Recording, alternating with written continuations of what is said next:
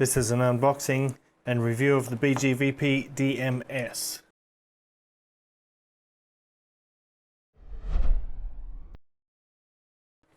What's up guys, David here from Prime Audio Reviews. It's the DMS,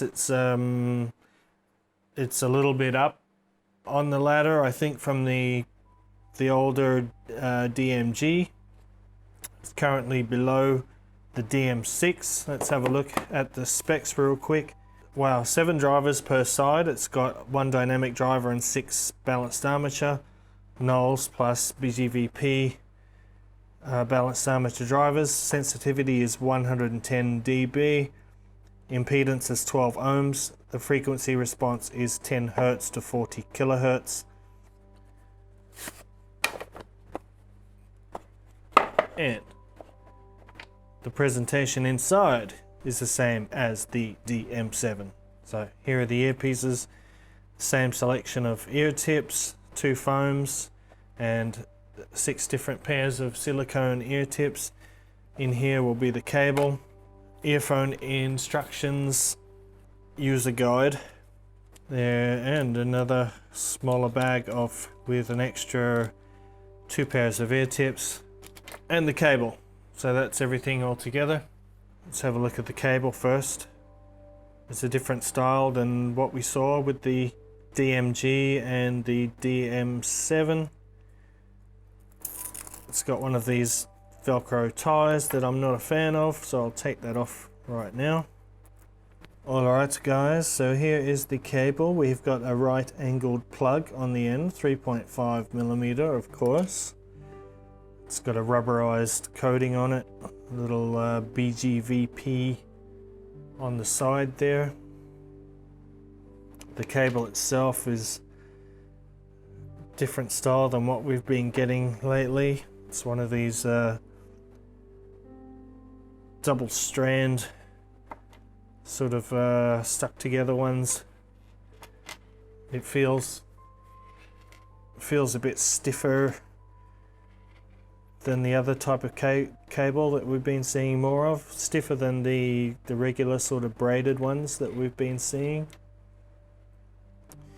Here is a little rubberized Y-split with a little rubber chin slider or cable cinch. And at the top, preformed ear guides, red for right and this time blue for left. So that is the cable. Early impressions for the cable are it looks okay. To be honest, it's a little bit disappointing after the DMG cable was excellent. We'll see how it goes. So far I'm not really impressed by the cable. Time to have a look at these earpieces now. Right, so here is the earpiece of the BGVP DMS. This is the left side. You can see it's color coded with blue there. On the right is the red ones. Right away I can see it's shaped similarly to the DMG. So if you had a good fit with the DMG, it's pretty likely that you'll enjoy the same with this one. The main difference I can see is this sort of vent on the side with the shape in the shape of the BGVP logo. And nobody has confirmed yet whether this is just a visual thing or if it's actually a vent that alters the acoustic performance of the earphones, but we'll find out soon enough. Unlike the DMG, these have a fixed nozzle, so there are not any interchangeable filters on this one. You can see the metal mesh there. In print there is BGVP DMS plus a serial number. So these are metal, by the way. Feel quite light, but nice sturdy build. There is one little tiny vent on the inside of the shell there. that's about all there is to say. I'm not going to go into too much detail about the physical build, although they feel good. I'm sure they'll be comfortable, but I'll cover that later on. Alright guys, I'm back, and I've been listening to the BGVP DMS for the last few days. If you've ever tried the DMG, this is exactly the same. Shells are shaped exactly the same way, so if you had a good fit with those, you will get a good fit with these. The only difference physically are these vents on the side. They are actually vents, they're not just there for appearance. If you cover them up, it doesn't really affect what you hear, but if you've got the volume turned up and you cover the vents, you'll hear the drastic reduction in noise leak. I wasn't very happy with this cable at first, but it's kind of grown on me. When I took it out of the box, it had this real sticky feeling to it, and after a day or two, all the stickiness has gone. It's not a very exciting cable, but it's nice and strong and it does the job.